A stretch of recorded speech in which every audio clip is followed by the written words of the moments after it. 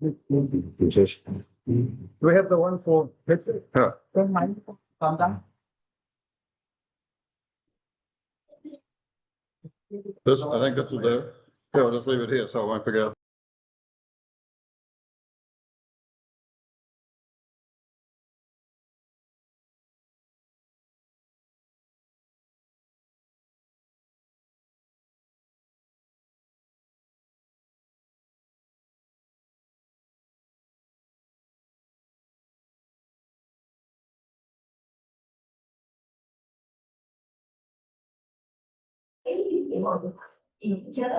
Or maybe Rob, portable okay. microphone. Do you have one of those? Yeah, it's good. Do You sure? we have portable microphone? Need one for clipping. That's okay, that's okay. If you don't do. I've done the equivalent.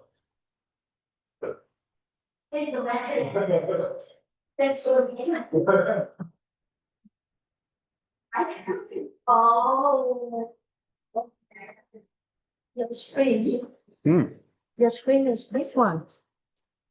So. Do you need to have? Yeah, this I too? don't want that. We're just gonna change, so.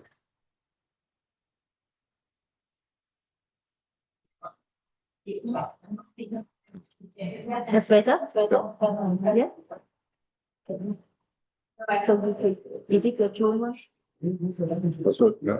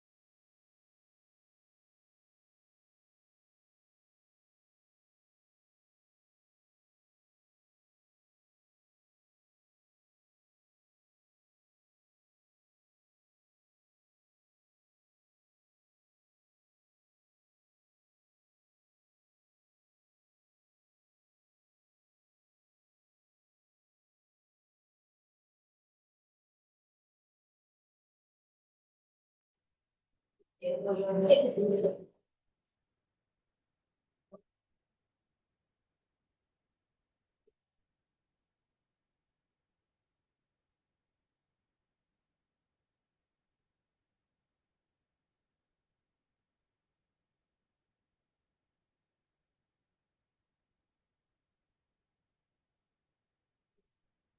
lần mai đi rồi sao anh em? Mình mai đi rồi sao em?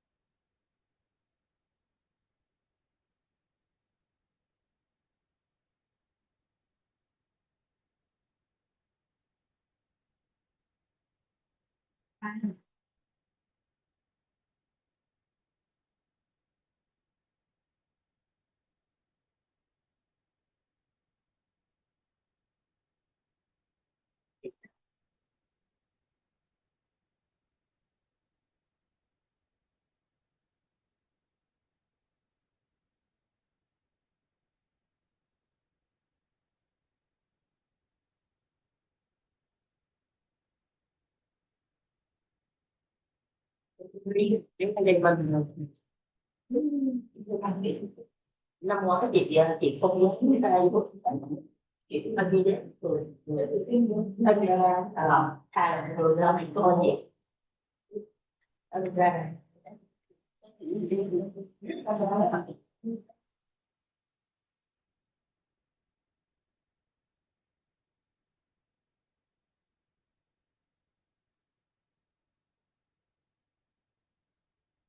anh đi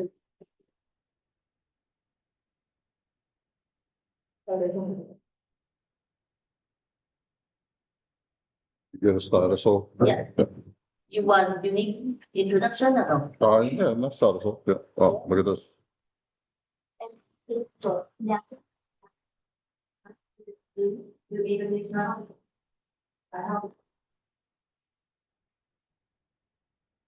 Hôm nay có ai biết chị con của mình biết? You put it in. It's good.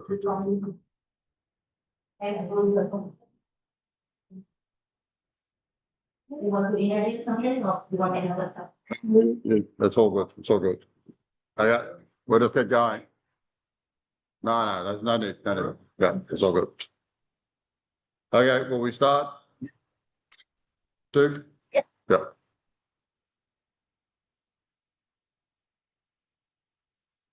Okay. Welcome, everyone. Thank you all for coming. And special thanks to Duke and Knowledge Bridge for organizing these wonderful sessions, and also the Vietnam Academy. So we're very appreciative of the support. And as you know, Knowledge Bridge does a fantastic job of building the research capabilities of all Vietnamese people wherever they are. And it's great to do these workshops in site. So interrupt me at any time, ask any questions. We're going to do some hands-on exercise for all of the topics. So you'll get to work in groups, some individually. So I'll assign you each task when we get there. So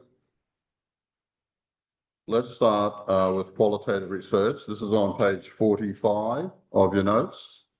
It's really 44, but I don't want to say 44 because it's unlucky. So it's on page 45 of your notes. So we're going to talk about why qualitative research methods should be something you have in your toolbox of research tools. Yeah. So we're going to, yesterday you talked about systematic lit reviews. Yeah. And that's a field that's changed very much. It's changed a lot in the last couple of decades. And what we're going to do today is talk about qualitative research, survey research. Yeah. And after lunch, we're going to talk about experiments and capital market research, econometrics. And then finally, we'll conclude with what the editors are looking for across all the fields. So as we do each topic, each research methodology, well, we'll do four things. Number one, what is the state of the art?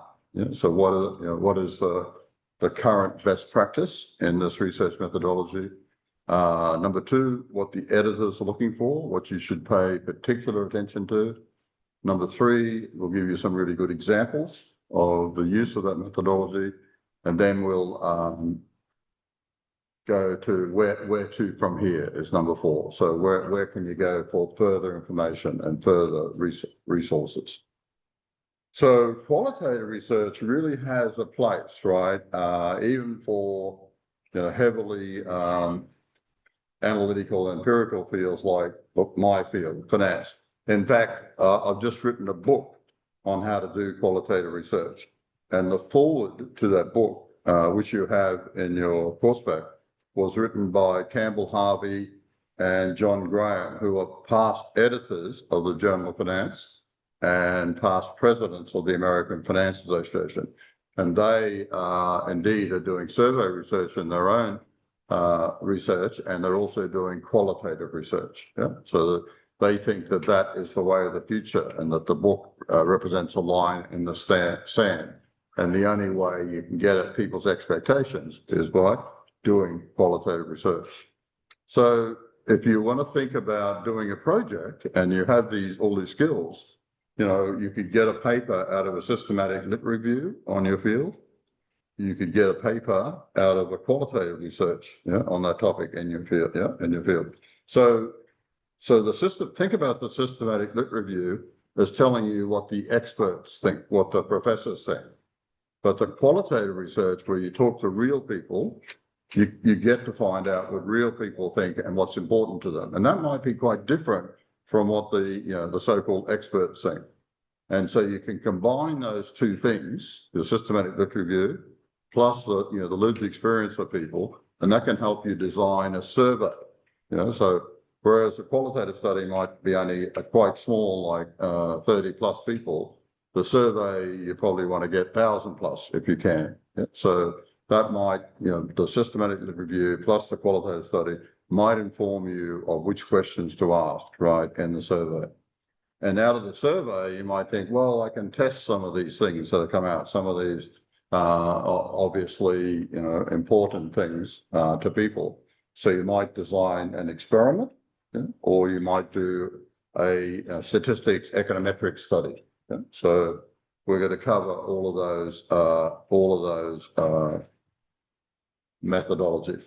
So, you got to find that qualitative research is very demanding, right? You mightn't have thought that it was. You might have thought that it's easy to talk to people, but it's not, right? So there's a lot involved, So, and we're going to give you some really good examples of qual research being done.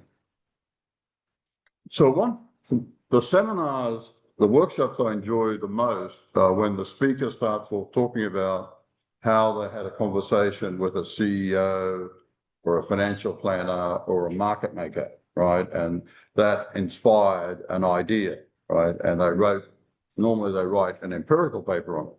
But what they could have done is they could have done a qualitative study. They could have spoken to 30 financial planners or 30 regulators, right? And done a good qualitative study. This one, huh? Yep.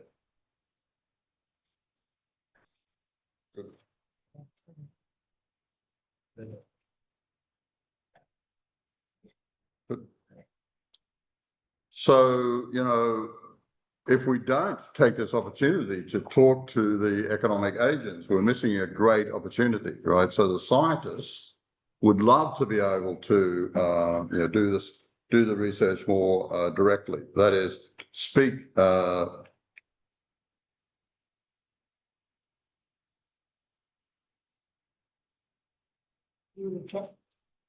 Just stalled. Hang on, it's just stalled a bit.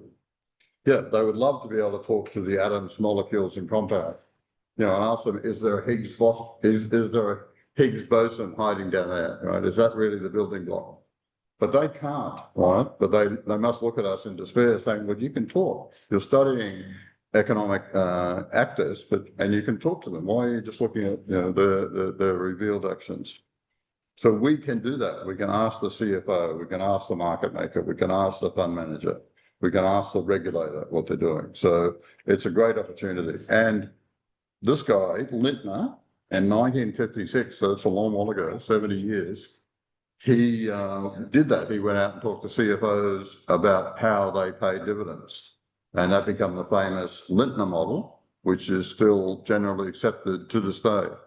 And by the way, that's the same Lintner that's part of the Sharpe Lintner CAPM. Yeah? And Lintner didn't get the Nobel Prize for the CAPM, Sharpe did, but that's only because Lintner had died, and they don't give you the Nobel Prize for post whom after you die. If they did, then Archimedes would win it every year, so that wouldn't be fair.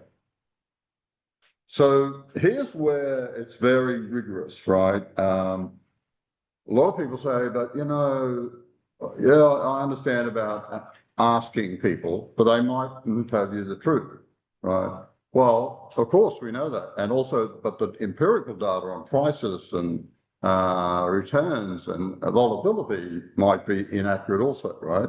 And so what do you do with that sort of data? You check and double check. So in qualitative, you do something known as data triangulation, right? So you do the interview, but it's a good idea always to record the interview. And if you're doing it on Zoom, you can get the video as well. So if you're sitting across a table from someone and you're recording it, the notes you make, they don't know what notes you're making, but the notes you make could be observations, right, on their body language, whether they're looking you in the eye, whether they're, looking, what their body language is showing you.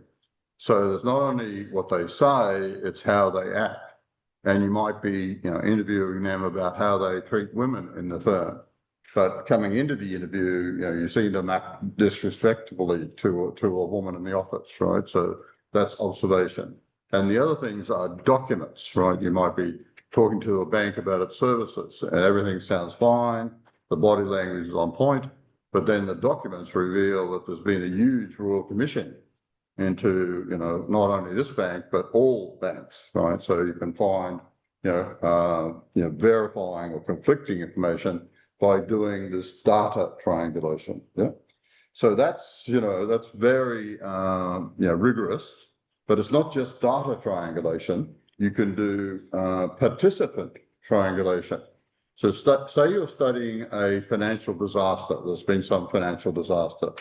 Well, everyone talks to the investors who lost their money, but you're only getting one side of the story, right? So it's also a good idea to talk to the financial planners who are probably being blamed for this, but you might find that, they just gave their advice the same as they always did. And also might be good to talk to the regulators, right? Because they might get the blame for it all, but they might say, well, but everything seemed okay, right? In fact, the best movies or the best books I read are where they give you the same situation that happened, but they give it to you from many different points of view, right? So that's what you do with participant triangulation. You can view the thing you're studying from many points of view, not only the investors who lost their money, but the financial planners who lost their reputation and the regulators who, got panned for not doing their job. Right? Not everything is as transparent as it seems. The investors might think, well, they doubted me. Financial planner might think, but I followed all the prudent advice. The other form of triangulation is researcher triangulation, right? So you do that right at the beginning with your, what it is you're studying, the research question. And then as you think about what questions you're going to ask, it's a good idea to tie each question to your research question, right? So you should have a table and you might have, 2 or 3 research questions. And then every question you ask is tied to that research question. You're not just asking a bunch of questions which you're going to analyze later. They're all tied to your research question. Yeah? You don't have a hypothesis as such, right? You're just studying the fallout of a financial disaster and maybe how to avoid it happening. You're studying the fallout of a big flooding event. We have a lot of flooding events in Australia. Yeah, the fallout of the flooding event and what can be done to better prepare. It's a good thing to study because every year in Lismore and the northern beaches in New South Wales, we have the same flood. It happens every year. So it's a good thing to revisit because you can see whether your remedies that you put forward are actually being effective or not. So you see how rigorous that is, right? So the data triangulation, the data, the observations, the documents, the participant triangulation, the financial planners, the investors, the regulators, and the researcher triangulation. So when you come up with the coding, you've done your, say, 50 interviews and you have to go through and code what they're saying, right? It's a good idea if you do it and another researcher does it and you see what you come up with, right? And of course, now you can ask AI to do it as well. So you've got three. AI can do it, you can do it, your fellow researcher can do it. And in fact, long before generative AI become popular, University of Queensland had something called LexiMancer. You got closer? Is our bedroom. It's not working. Forget it, use another one. So we don't have it yet, but soon there'll be a AI version that'll help you do the coding. But you still need to have the human touch, right? So you do the coding, you're working with Duke, she does the coding, the AI does the coding, and then you compare. Yeah. So with the coding, you might end up with like 50 codes, right? 50 sort of things that come through. So that's your initial themes, and then you'll then revisit it to see whether some of them can be combined, and you'll have intermediate themes, maybe a dozen, and you see some of those can be combined into a broader, and that'll be your final theme. So it might only be 3 or 4, right? But what really helps the scientific process here is researcher triangulation. If you do it, Duke does it, and AI does it, right? So you got the 3 different viewpoints of what the codes are, and then you iterate until you're close to having the same themes. The other thing that qualitative researchers do is they keep memos. Yeah, and for those of you who are accountants, this is like an audit trail. So someone can go back over your work. Want to change another one for you? That was not working either. The another one's in. I don't think any of them are working. Yeah. None of them are working. Maybe got to turn them I on. turn on, yeah. I turned on before and it was okay. Yep.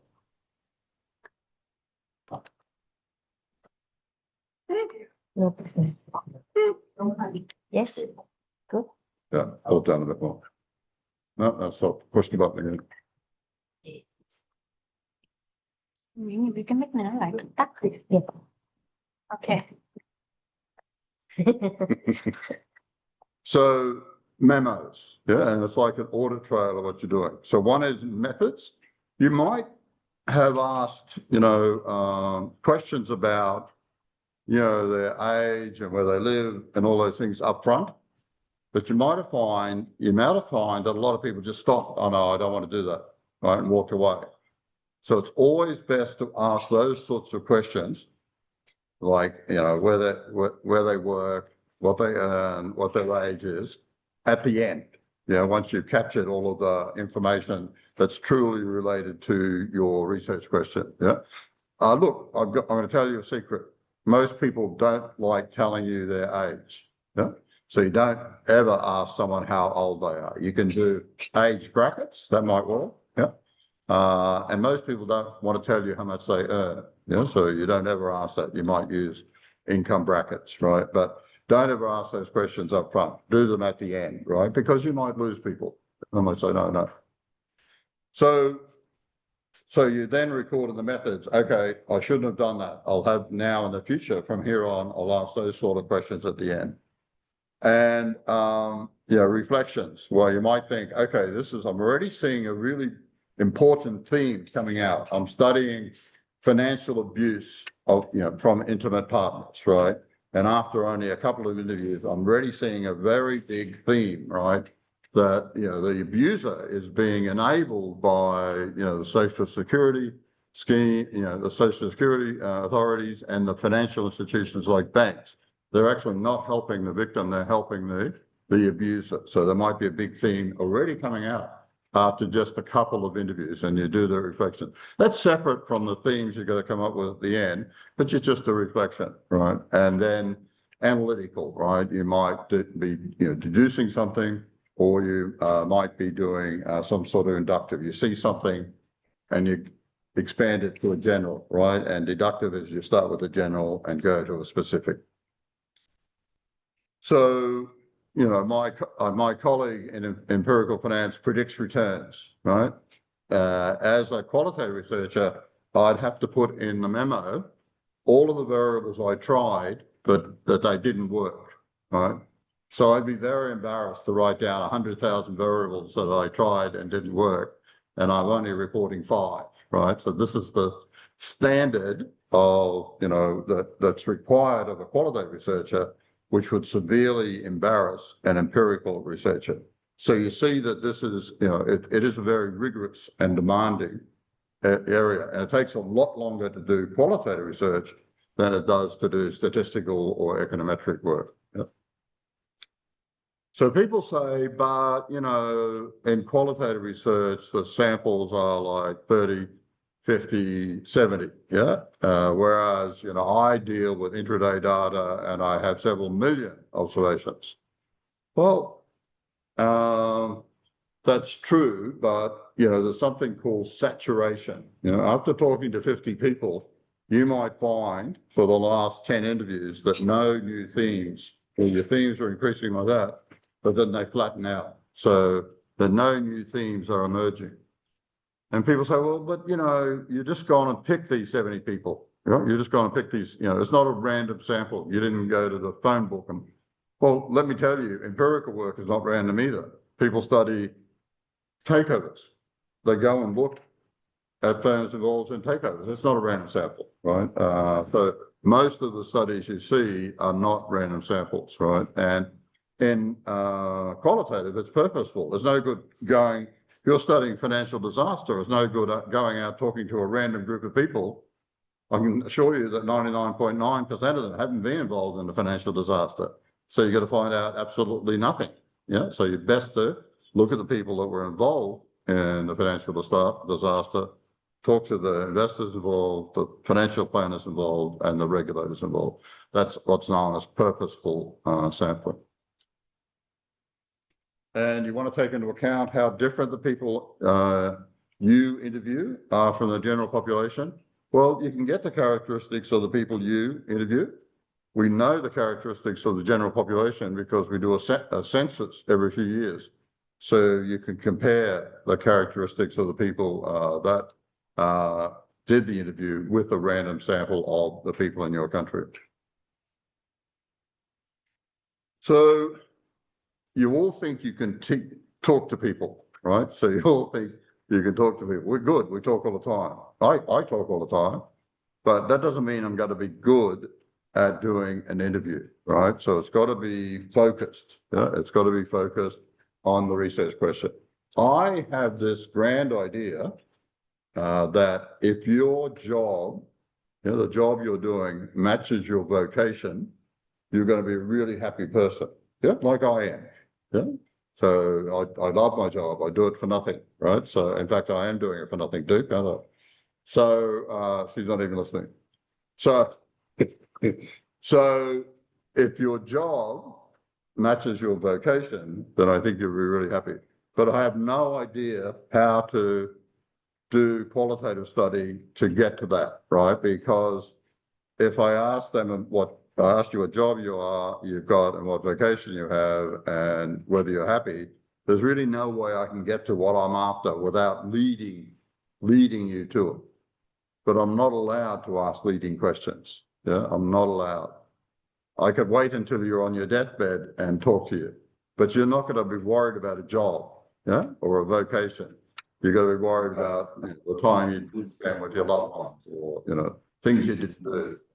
So there's really no way, yeah, that I can get at that, what I think is like a universal truth, but there's really no way I can do that without here two things: avoiding leading questions and hunting.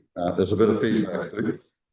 There's a little bit of feedback on the Zoom. So you really got to avoid leading questions, and you can't without hunting. So that makes it all difficult. Right? You just got to ask the questions and let the participant go with it. You can't bring it back to no, that's not better. Your limitation and job, is there anything? Is there anything? You can't do that.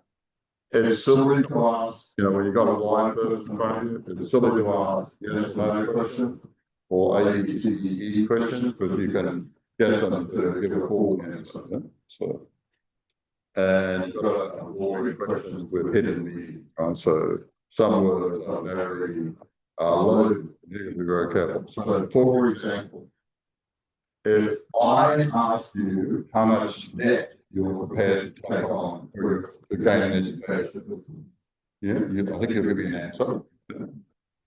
If I ask you how much you're prepared to invest in your education, I think you'll give me a different answer, right? Because the word invest is a very positive word, but the word debt is a very negative word, right? So I could influence your answer.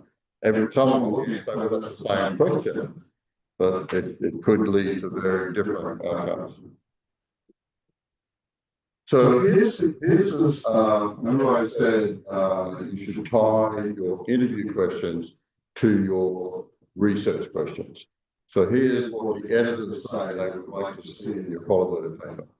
They would like to see your research question here in the first column, and in the second column, they'd like to see what question you ask the participant. Now, let me tell you, there's a lot of questions here. I wouldn't advise asking a lot of questions. I would keep it brief. People want to think that it's not going to take. When you ask someone to do an interview or do a survey, they'll do it because you're asking, but they really don't do it, right? So you really want to keep it as short and sweet as possible. So if you send me a survey to do, I'll do it, but I'll do it as quick as I can. And I'll be horrified if you've got like 50 questions, but I'll be very pleased if you've got 10 or 12. So we talked about research triangulation. Well, that's important with your themes. Yeah. So you would go and read all the transcripts, and then from each transcript there'll be various things come out. So you'll keep a record of them. And you'll come up with, there'll be lots of duplication. Then you'll come up with the themes that come up most, the things that come up most often, and then just the things that come up once. So it'll be a long list of the themes. So then you'll see if you can put those things together in like groups. So then you come up with intermediate themes. And then finally, you see if you can put those intermediate themes into groups, and you'll come up with your final text. Your choice, whether you do it the old-fashioned way, which is reading, having a transcript in front of you and cutting out things and putting it in a pile. So one thing might end up having 30 people saying it, another one might have 20, another one might have 10, 5, done 1. So that's one way of doing it. And if you're only ever doing one qualitative study, that probably makes sense to do it that way. But it's inconvenient, isn't it? You've got a desk tied up with these sorted themes, and so if someone comes up and wants to clean the desk or opens the door and the wind blows it over, then you're in trouble. So instead of doing manual scissors and swords, you can use qualitative data analysis software, QDAS. So something called NVivo, you can use. That's in its like 15th version. It's pretty good. It actually just starts with the same system before, but you do it on the computer. But you can do word counts and things like that. And soon they'll be adding an AI feature, right? So that's the way at the moment. You're just doing one study for your say PhD in qualitative, you might decide, well, I'm not going to invest in learning a qualitative data analysis software because it's just going to be updated with AI anyway. I'll just do it by simple results. So here's an example of the iteration of these. At the bottom, we've got the first iteration, and they've been grouped into the second iteration. And up the top, we have the third iteration, with a couple of big overriding themes. So I prefer to have the initial themes on the top, intermediate themes in the middle, and the final themes on the bottom, because that's the way I tend to read it, right from top to the bottom. But you see the point. So this is what editors would like to see. And you can see for those that have got a quantitative background, this is very good because it's showing you, letting the reader know how you progressed, so they and try to replicate, they can see whether they come up with the initial themes, with another group of people, what themes they come up with, and they can compare it with yours. When you're writing this up, you'll tend to give quotes to illustrate the themes. So what you've got to be aware of is not giving too many quotes, and not giving too little. The idea is the reader sort of can pull out what the themes would be themselves. So just enough, and it's called the Goldilocks effect. Not too much, not too little, just right. Right. So in terms of how many quotes you give, you bear in mind the Goldilocks effect, right? So remember, she tried the different soups. One was too hot, one was too cold, and one was just right. And then the final thing that editors like to see is your findings, and alongside that, the source of the findings. So you see the finding one here. It comes from interviews, observations, and all of your memos. So that's quite a strong finding. Finding number 3 is very strong. It comes from interviews, observations, documents, and a memo. Right. So it's not an F test like you do in empirical, quantitative research, but it's getting close, isn't it? It's getting close. So what your main findings are, that is your final things, and what was the main source of those findings. So it was interviews, observations, documents. That's quite strong. I haven't actually talked about what qualitative research is, right? So qualitative research is talking to people, either one-on-one or in a focus group. The other thing is observing people, but it's not a survey. The survey is regarded as quantitative research, because you get all the results and you analyze it with quantitative software, with statistical packages. So the elephant in the room is, what do you think of the world? On the left-hand side, we've got people think that there's one absolute truth. There's only one absolute truth, and it's black and white. As you go along from left to right, on the right-hand side, every one of us lives in a different world. We perceive everything differently, right? And remember, I talked about research triangulation. That can be very helpful because everyone sees things a little differently. So, my field, they're pretty much at the far left, and we think there's one absolute truth. But if we want to talk to the justice system, the police, they don't believe in that, right? In fact, if there's a crime, the police love with one very competent witness. If there's 5 witnesses, they're in trouble, right? And you know why?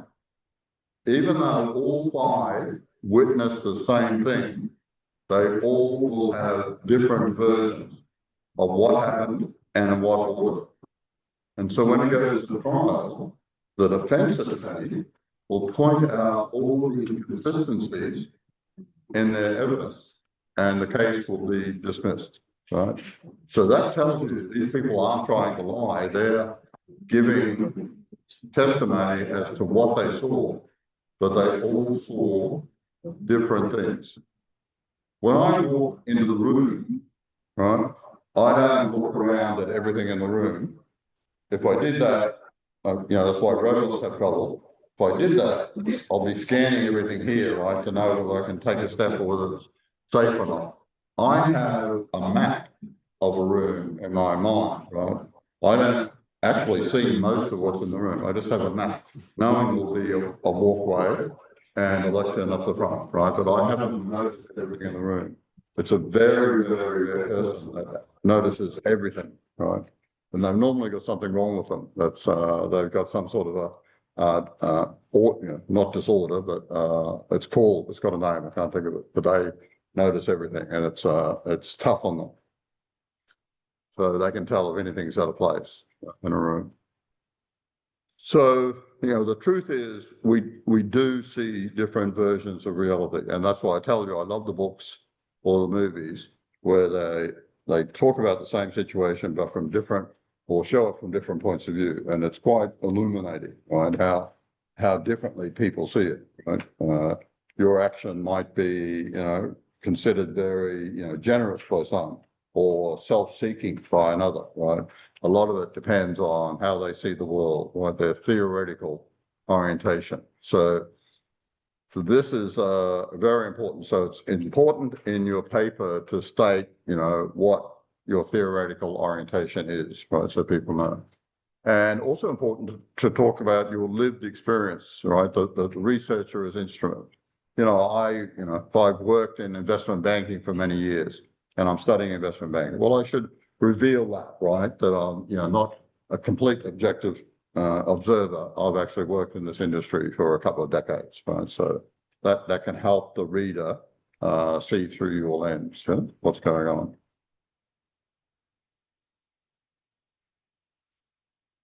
So, and I've written a little paper there about the theoretical perspective. So I told you about Lintner, right, where he went out and interviewed people in industry, asking them how they pay dividends, and from that he actually set up an equation for how dividends are paid, and that's it's now 70 years later. It's still like the benchmark for how firms pay dividends. And, as I said, the editors of the Journal of Finance are now doing qualitative research. They're definitely the top journals are publishing survey research and experimental research, but now you're right on the cusp of a wave for a whole lot of qualitative research coming in, especially if you're doing it in the rigorous way I suggest here with the data triangulation, researcher triangulation, participant triangulation. I was editor of a special issue for the Australian Journal of Management. One of the papers was financial crisis. Another was how the funds choose fund managers. Another was on self-managed super funds. There wasn't any data available at that time. Another Vietnamese lady looked at tuna fishing in Vietnam, My Boat, My Identity. And a top woman in finance went and studied why top women leave. Not how they get there, but when they get there, why they leave, and a lot of them leave. So that was very interesting. So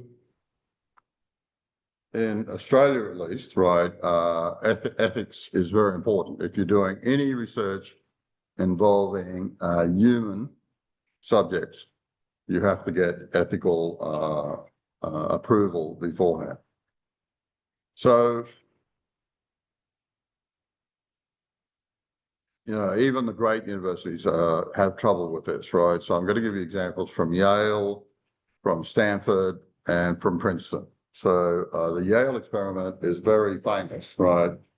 Came after the Second World War, and Professor Stanley Milgram was testing people's obedience to authority. Remember the German, officers who were being prosecuted said, well, we just did what we were told. We followed orders. So, is that a convincing defense, right? And so Milgram was studying this. So there was a teacher-student situation. So the teacher was the participant, right? So the teacher was the participant and the student was part of the experiment, right? So the teacher, who was the participant, would go into a room. In the room, sitting on a chair, was a person in a white lab coat, yeah, with a folder in front of them.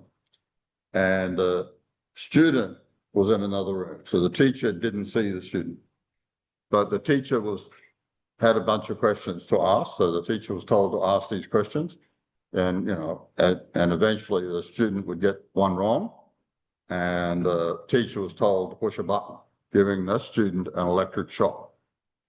And the student would scream, but they weren't being electrocuted, right? So no students were injured in this experiment. So the only one that could suffer damage is the teacher, right? But that's more emotional. So finally, the student got so many questions wrong that the teacher was instructed to push a button that said severe shock, 450 volts. We all know 120 will kill you. So imagine what 450 will do. And guess what? A lot of them paused and said, but that will kill me. And the person in the lab coat with the clipboard said, it is necessary for the experiment. And 2/3, 66% of the teachers pushed the button that would kill the student. So, they're going to feel very bad about themselves after that, right? So they should have had counselors there, but obviously they're going to feel bad. This has been replicated. You can't get ethics approval for it, but documentaries and shows, and again, it still works out that 2/3 of the teachers push the button that would kill the students. It's an alarming revelation about us as human beings, right? So that would never get approval now, because imagine the emotional distress for the poor students when they realize that they were no different from those Nazi officers in World War II. So where to from here? Pratt talks about how to write up, qualitative research. And Farah, I used, this is a lot. I used a lot of what they've said, tying the questions, the interview questions to the research questions, iteration on themes, tying your findings to the source, the observations, interviews, focus group. Silverman is still going. He's in his 90s. He probably, Duke, if you ask him to come here, he probably will. He's a proselytist. Just be careful how you say that word. He's a proselytist for qualitative methods. And he goes around the world, giving workshops and helping young researchers with their qualitative, right? And he's well into his 90s. So he's like an amazing man. Patton is probably my favorite book. Yeah. And so that's out there. And then I wrote a paper on theoretical orientation, but I also wrote one just on the state of the art in qualitative research. And you'll find that most universities will have a course on qualitative methods, right? So you can do the course. The other thing to remember is that now universities give a lot of courses for free online. They don't give a whole degree for free, but you'd probably find a really good course on qualitative methods that is free online. So here's my text on qualitative research in finance. I'm not saying to go out and buy it, but it just shows that I'm into, because a lot of my students do qualitative research, and I try to make sure that I'm on top of all of their methodologies. Yeah, and that's got chapters on how to write up the qualitative research, but we'll talk about that as well. I don't want to register for anything. Yep. And I think you have the forward to the book by Campbell Harvey and John Graham. So that tells you that these people that were editors of Journal of Finance and presidents of the American Finance Association. Now I think that qualitative research has come think I've got some, systematic lit review stuff here. Yeah, it's the yesterday. Yeah. Only 49 documents. Your search wasn't good enough. It's about ESG Vietnam, so I it's know. still, under research. Yeah. I think there should be more than 49 documents. Yeah. Okay. Here's the What- course materials. I'm just getting out of this, getting back to my Zoom. I'll find it. Leave it with me. I'll find it. Yeah. Let me get back one more. Okay. Yep. So where to from here? Yep. So yep. Where to from here is all of those, books and articles, and I have a text on it. So now I want you to go to page.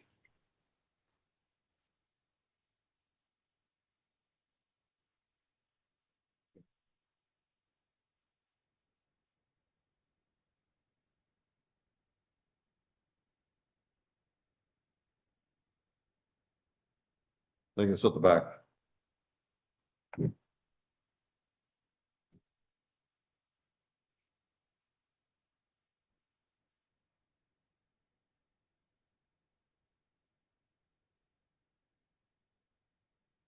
I want you to go to page 396. And, I've been working very hard here, so I'm going to take a break and you're going to do a group exercise. And what this is, the purpose of this is, researcher triangulation. Yeah. So we're going to form you into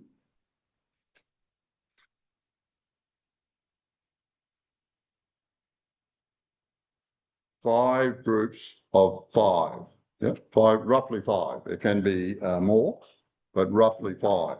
And the question is, I've got responses from over 100 teachers of why they become teachers. So in your group, I want you to develop the themes. Yeah. I don't want you to use the qualitative data analysis software. I want you to use scissors and thoughts, scissors and thought. So what are the top 3 reasons, right? So you might have a lot of initial themes. Out of these 100+ people, you'll have a lot of initial themes. Then you'll aggregate them to intermediate themes and finally to final themes. So why don't you form into groups and we'll start doing this, and then appoint a group spokesman that speaks at the end, and I'll write up what the themes are on the board. But I bet you the 5 groups, because you're triangulating, will come up with very similar final themes. And that just shows how scientific the approach is, right? This triangulation really does work. So, Duke, we might need your authority here to get people in their groups. Want me to open 5 groups, they can just turn around and talk to each other. Yeah, for example, these 2 people here could come and turn around and talk to these 4 people here. Yep. these 2? Yes. We just include in the first candidate. So the reasons are here. The reasons are here in page 397, 398. Yeah, you've got a group there. You've got a group there. You can just turn around and you've got a group of 5. All further include 5 each. It can be more. Can be more. can be more. 5 or 6. 5 to 7. Yep, that's good. They're going to turn around and face each other. There's got to be movement involved. We did say from the group. Even small house to be on solar. Yeah, to do this work, yeah. You can do it. You can do it by yourself. So we'll do individual versus triangulation.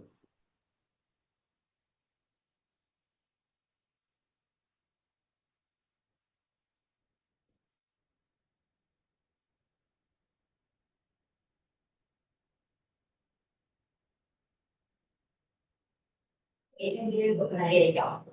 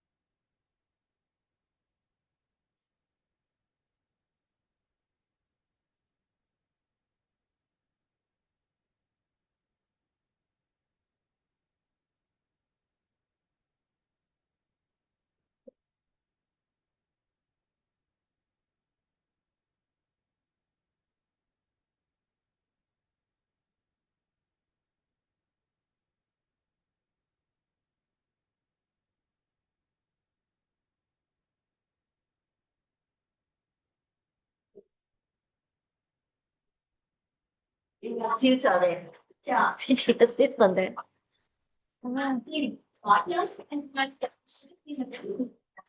cái đó của đấy ra cái tim thì nó sẽ phát trên bài về cái tim của mình rồi cho cái chị mình mở ra mai tâm thế thì sao cũng chờ xem không rất là này Someone's asking a question here. but to explain the exercise to and then let's see. I just want to, someone's asked a question here. Yeah, we analyze all the Yep. data from Yep, yep. Dạ rồi cảm ơn Liên ạ. Nhìn mọi cái ra cái sao thì sẽ ra cái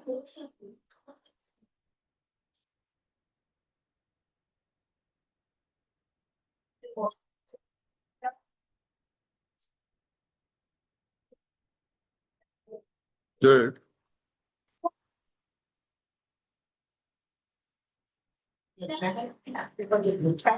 Duke. Man. Duke. Yes. Someone's asked a question on Zoom. But in Vietnamese. Really?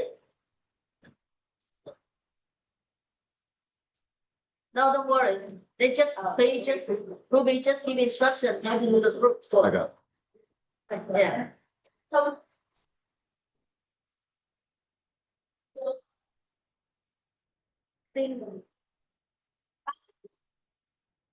thì sao người ta lại vâng đã ở sao thì bây giờ mình nghĩ là sau cái em mình đi online chúng ta đi ăn thì tiếp cận luôn ơi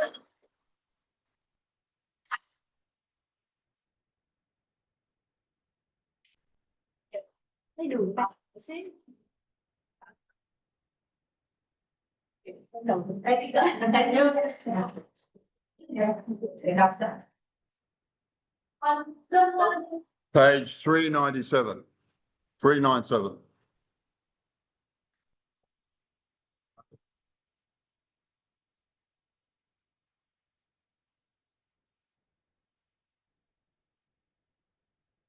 And Duke, we don't have a pen. Second, so we get paid. bạn bệnh trên đâu mình dắt how many Just a pen, a black pen. okay and then the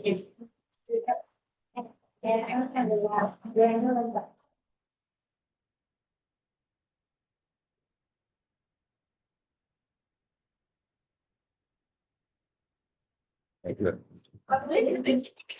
Another chair. Let's try the chair. No, that's okay. So I'm on a platform, so it's Okay. okay. Do you want any more drink? I'm good. Cold? I'm good. I'm good. Nice. Water's good now. Okay, I get you more water. No, the room is cooled out, so it's good. No, it's good, it's good, the room's Want good. the, it's cool it down? No, it's good, it's good, it's perfect. Perfect.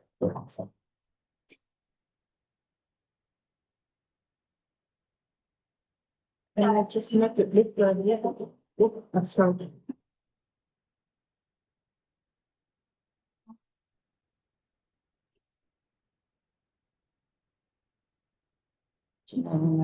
For 397. Okay, You can write, let's write page 397.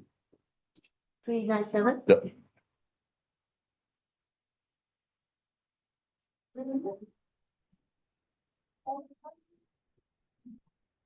So everyone, it's on, all the responses are on page 397. Yep, yep.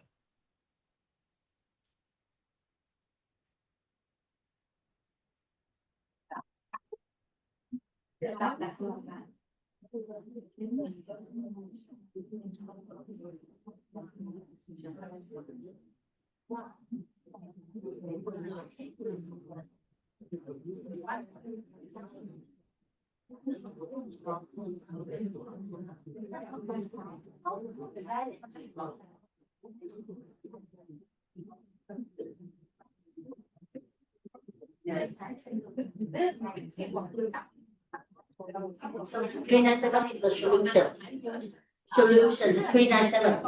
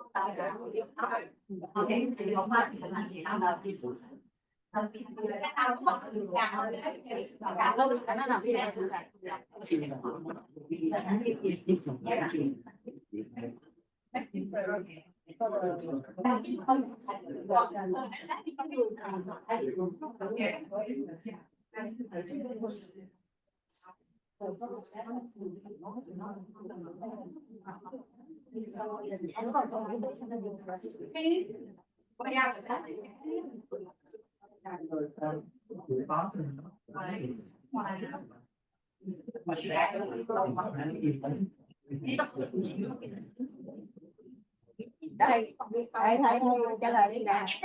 Địa phương là Xảy ra là không làm có nhiều tất trẻ em ai cũng gọi là anh của sự nhân có người thầy thì sao lại nghĩ đến tiền là ba ngày nữa. Cái này sách song sóng không hết. Yeah, that's right, that's all right. Yeah. We've got time.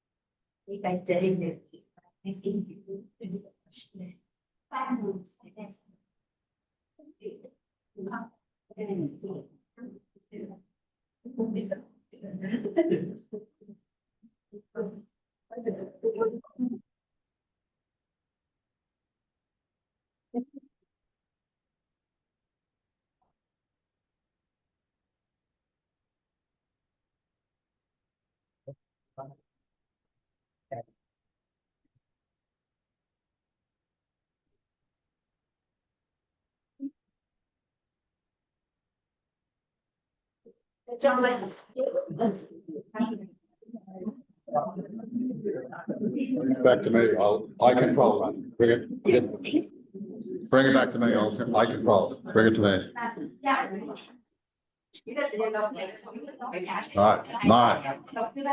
Mine. Wait, so cold. Mine.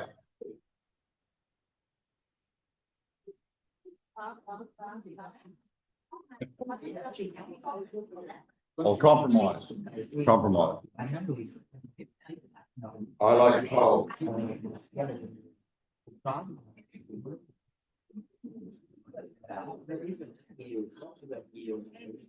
Well, you're too kind. Thank you. Thank you. You're too kind. Discussion. Thank you. So that's so nice. Thank you.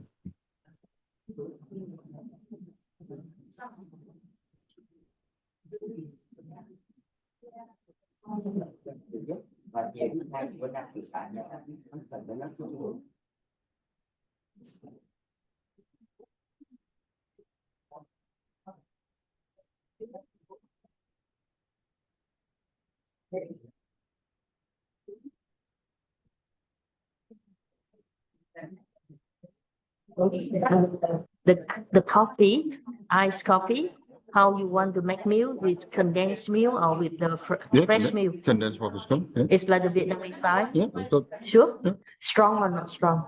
Medium. Medium. Medium, Yeah. like the one in Hanoi. The one that knocked my head off. You remember that Yeah, one? yeah. Yeah, so I make you that one, yeah? Thank you. Okay. Hot coffee or cold? It'll be cold. Cold.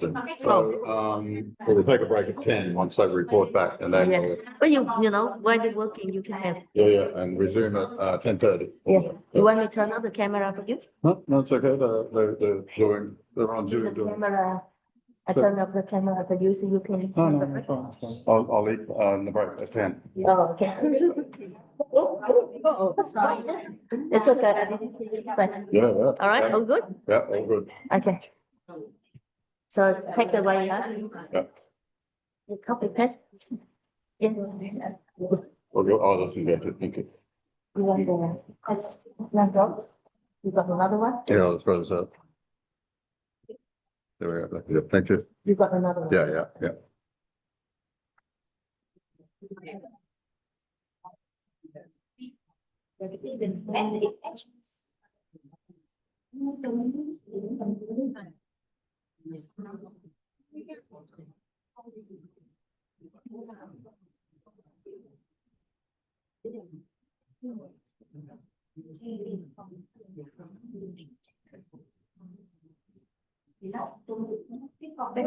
Xem cái xíu thì còn nhưng mà con không phải thì con nhé đúng là con sẽ công việc dạy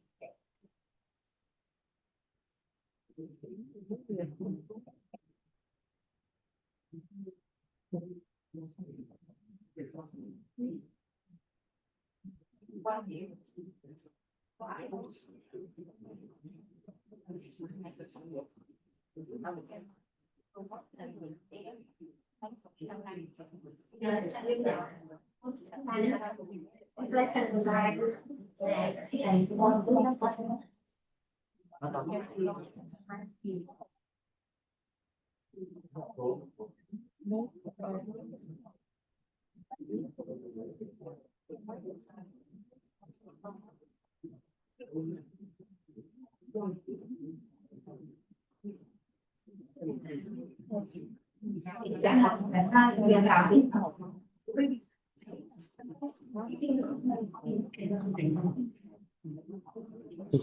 I saw her, you're being nasty.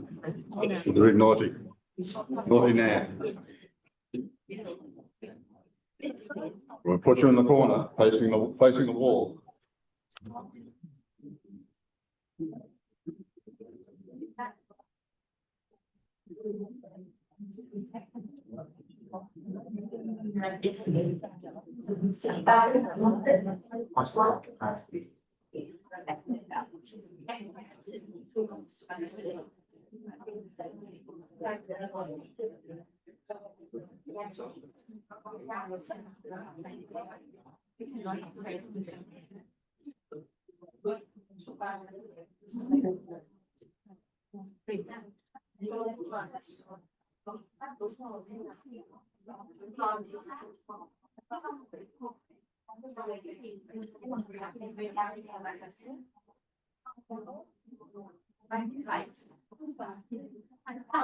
They don't have the bread, don't have the tea bread. I take the photo of them.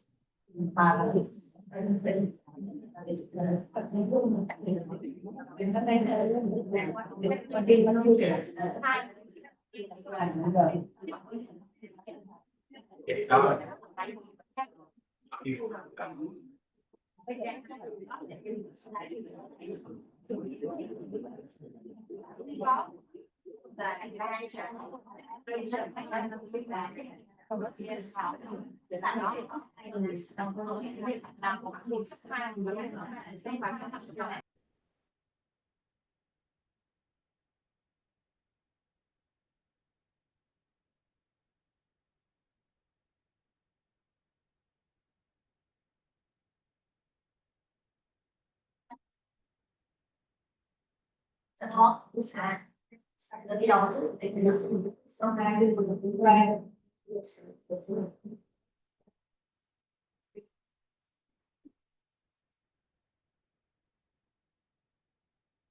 โอเค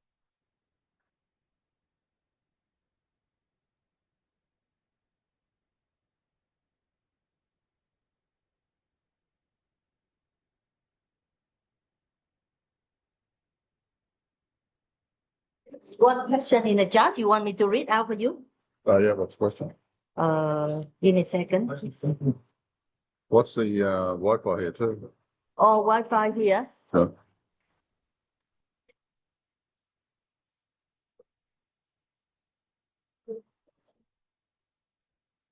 H3HK Connect? H3HK Connect? Then VAA Connect?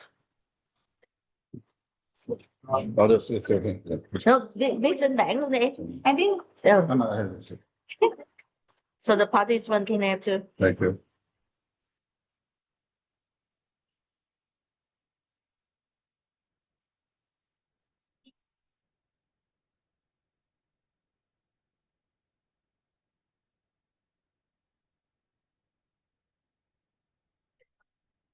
For the people. Thank you. Okay. Rồi, sao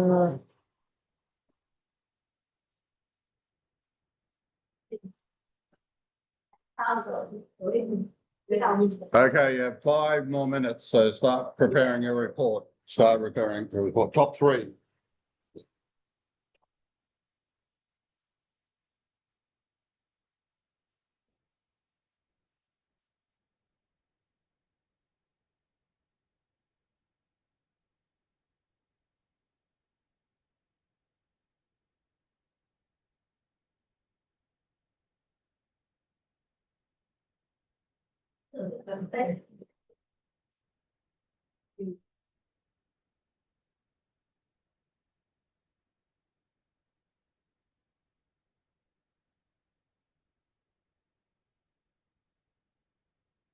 tomorrow, if you have it's ready, Go. massage, we can have it tomorrow.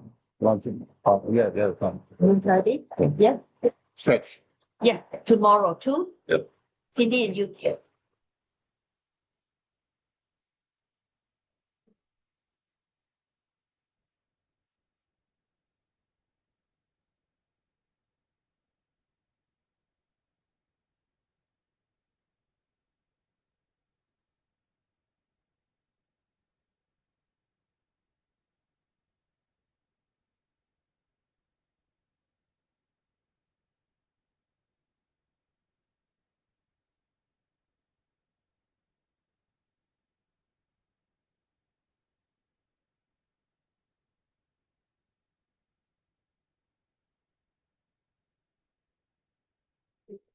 All right. Thanks so much. We're moving coffee. We can be coffee in the music and coffee in time. Yeah, I'll just add it. Thank you.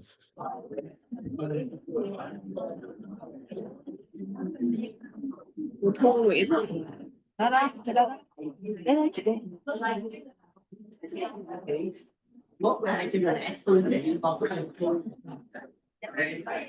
đi ví dụ như anh có tên quan đi không đi được lúc con phát còn ngồi đây bị căng buồn mũi hả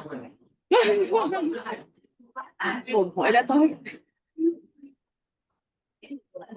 hết rồi chị còn lại người là phần đem chat rồi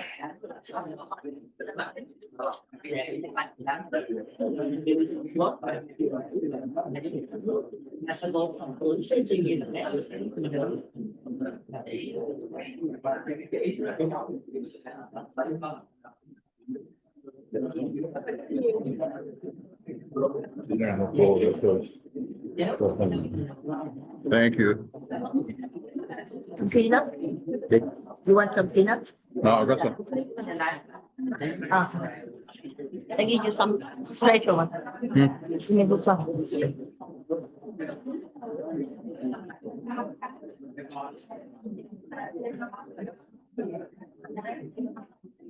nature đi phải chim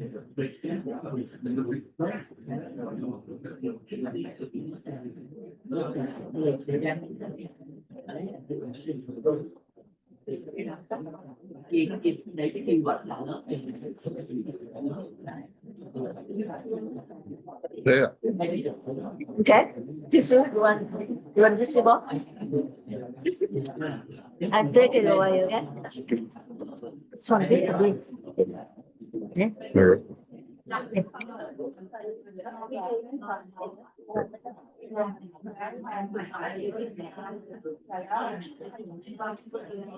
And turn off the camera.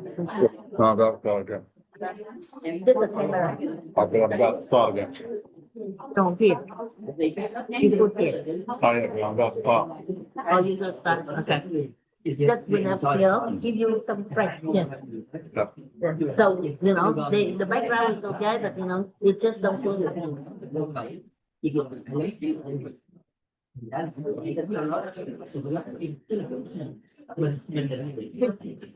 Thế đi lại tí ở chỗ này em lại thay lộn, chỗ này answer chứ không phải là questions. Vậy thì em viết gì đi.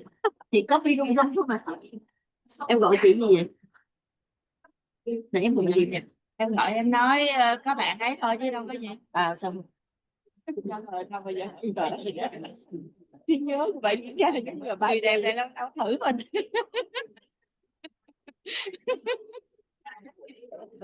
Có nên gọi hai không?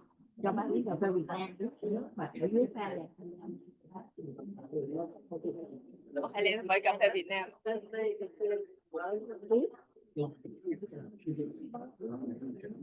Bài cà phê Việt Nam. Muốn gì xin nói hay là Any cold drink like No. smoothie, No, that's not what this is. Highland coffee, anything? This is cold. This is it. Good? Yeah. Okay, let's report back. Hey, back to. Let's report back. So, group one down the front here. What were the top 3 reasons that people become a teacher? Who's the spokesperson? Don't be shy. Top 3 reasons. Oh.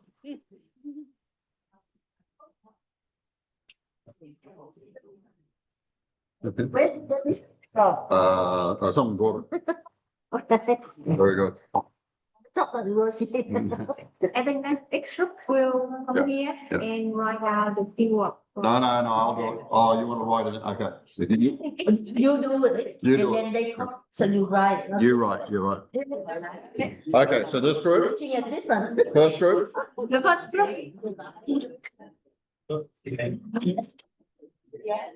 Key, are you talking? Who's talking? Key? They might need a thing. And Do you want to try by yourself?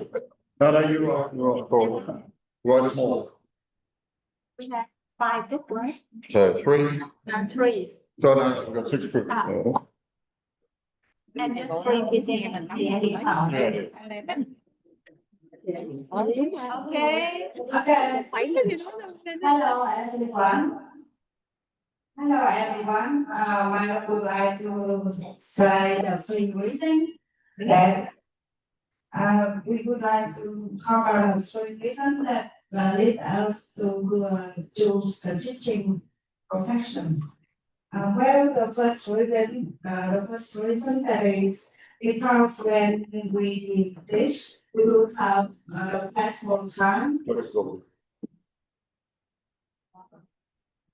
and I think just keyboard. to care for our family. Now, number 2.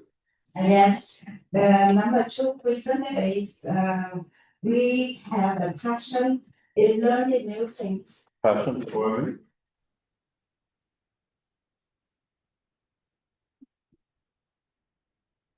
Number 3. That is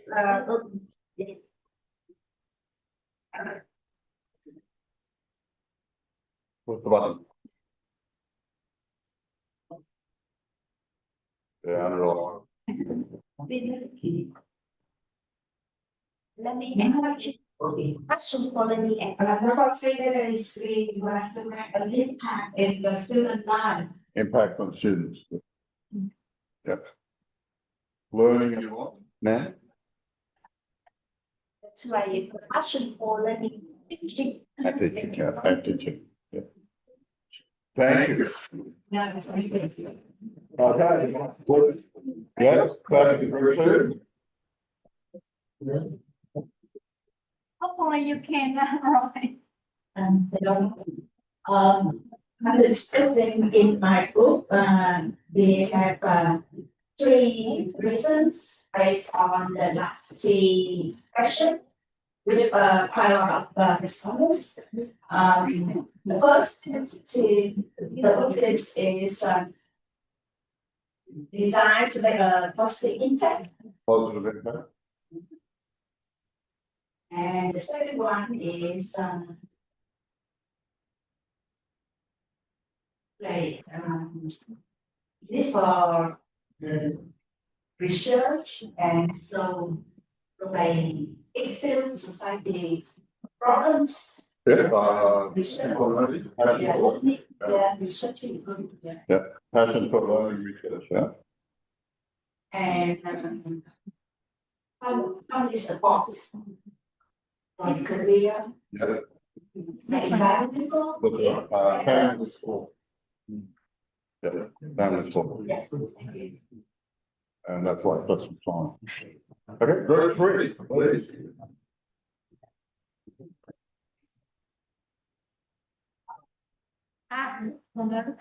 Three. Yeah, me as the president. Yeah, okay. Yeah. I can use. Okay. Okay. Someone get a photo. For group three, we have the first thing is that the people love playing with children, love children.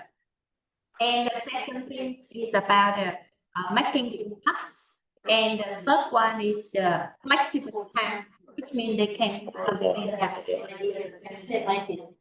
Okay, I think this sounds right up. They got the photo. That's the money shot.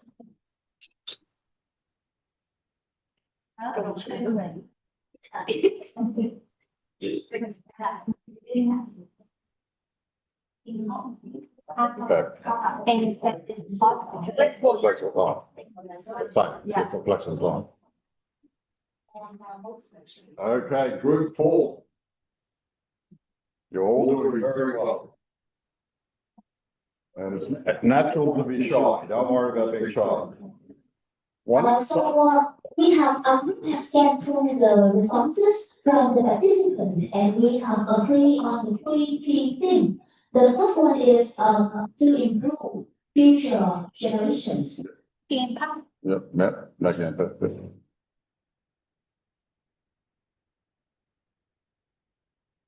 second one? The second reason for choosing teaching is the love or desire to work with kids. Love kids. Huh? Yeah, well, it's. Okay. And the third one is the motivation from other people, like teachers or family members. The inspiration or motivation. Inspired by. Inspired or inspiration from other people. Inspired from, yeah. Yeah, that is our group answer. Okay, thank you. Okay, group five. Put a line here, yeah. After looking at the responses, our group come up with 5 reasons can be this and all. That's great, that's right. Okay. I would be fair to the other groups. Okay. So I think the biggest one is the love for children. Children. The second one is the one that the desire to make difference Impact, yeah. and yeah, make impact. Yeah. And yeah. Okay, and the last one is motivate inspired or motivate by teachers. Okay, and keep your powder dry on the final two. When we do survey questions, I'll come back to you after the other two. Okay? Yeah. So now group 6, We have 5 groups. only 5? Okay. Oh, Oh, no. Group 6. no, I'm just the representative for the online Oh, participant. yeah. So I think that ideas are similar to group 4 and 5. So there are 3 repeating themes, like love for children, making impact, and the last one is motivations from teachers and other people. Okay, thank you. Thank you online. Okay, so what you've seen is a great example of how triangulation works. In your group, like 5 or so, right? And you all agreed on, love for children, making impact, flexible time, basically. There might have been one of the others. And then each group, working independently, come up with basically the same 3. And that shows how rigorous and scientific the qualitative research is, right? So it gives you a very good example. But it is very good to do it in, have the researcher triangulation, right? It really adds to the scientific credibility. So, what we're going to do when we do surveys, we're going to have to come up with a way to ask the questions.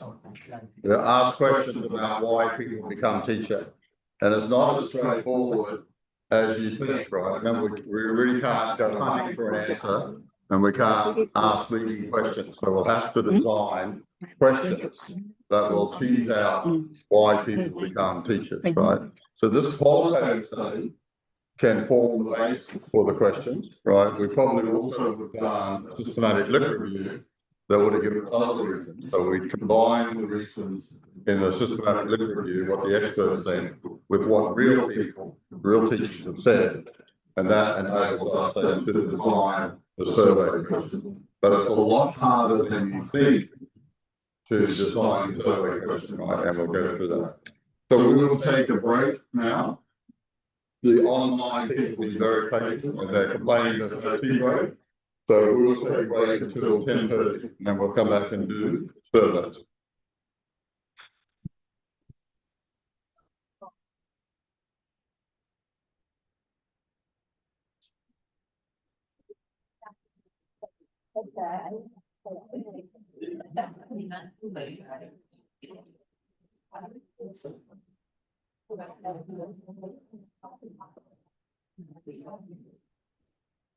So, Duke, I'm going to stop recording. I just want to pause it. Wait a second. No, stop it. I can make a new one. Stop better. Stop better.